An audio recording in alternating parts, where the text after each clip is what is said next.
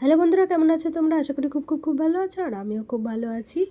তো এই গরম পড়েছে, প্রচণ্ড গরমে নিশ্চয়ই মশলাদার খাবার খেতে ইচ্ছে করছে না।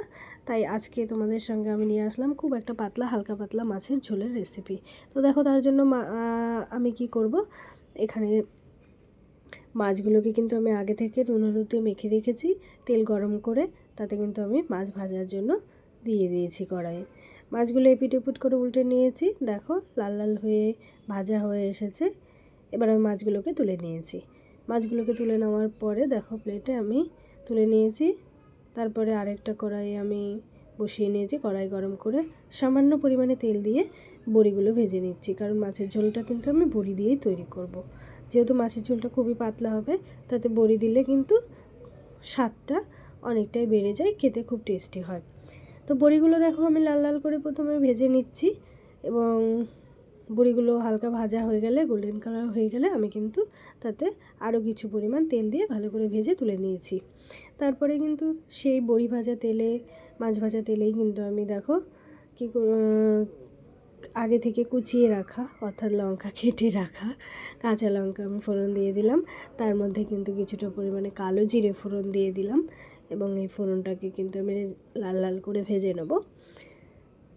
তো ফোড়নটা লাল লাল করে ভেজে নেওয়ার পরে আমি এখানে অ্যাড করে দেব কেটে রাখা, আগে থেকে ভালো করে কেটে রাখা, পরিষ্কার করে ধুয়ে রাখা আলু।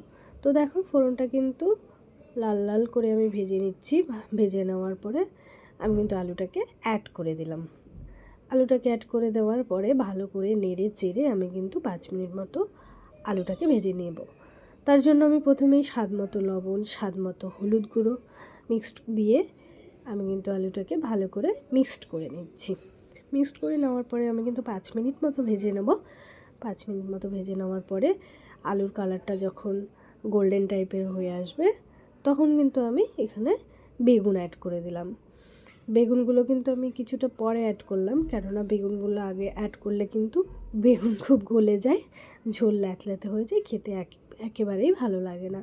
সেই কারণে আমি বেগুনগুলো পরে অ্যাড করলাম, এবং বেগুন অ্যাড করার পরেও নেড়ে চেড়ে 5 মিনিট মতো কষিয়ে নেব। তো দেখো, 5 মিনিট মতো কষিয়ে নেওয়ার পরে এরকম দেখতে হয়েছে। তারপরে আমি কিন্তু অ্যাড করে দেব খুব সামান্য পরিমাণ মশলা। দেখো, আমি পরিমাণ মতো জিরে গুঁড়ো দিয়ে দিলাম, এবং আমার বাড়িতে তৈরি করা একটা মশলা, যেটার নাম দিয়েছি ম্যাজিক মশলা, সেই মশলাটা আমি কিন্তু হাফ চামচ দিয়ে দিলাম। হাফ চামচের মতো সেই মশলা দিয়ে কিছুটা পরিমাণে জল অ্যাড করে মশলাটাকে আমি সবজির সঙ্গে ভালো করে নেড়ে চেড়ে কষিয়ে নেব। তো দেখো, ভালো করে কিন্তু আমি সবজিটাকে কষিয়ে নিচ্ছি। 5 মিনিট মতো কষানোর পরে দেখো, সবজিটা কিন্তু ভালোভাবে কষানো হয়ে গেছে, এবং আলুটাও কিন্তু অনেকটাই সিদ্ধ হয়ে গেছে। এবার আমি আগে থেকে গরম করে রাখা গরম জলটা অ্যাড করে দিলাম। অ্যাড করে দেওয়ার পর মিশিয়ে নিয়ে আমি এটাকে ঢাকনা দিয়ে ঢেকে দেবো। তো দেখো, ঢাকনা দিয়ে ঢেকে দেওয়ার পর আমি 5 মিনিট মতো রান্না করে নিয়েছি। রান্না করে নেওয়ার পর এরকম দেখতে হয়েছে। আলুটাও ভালোভাবে সিদ্ধ হয়ে গেছে, বড়িটাও ভালোভাবে সিদ্ধ হয়ে গেছে।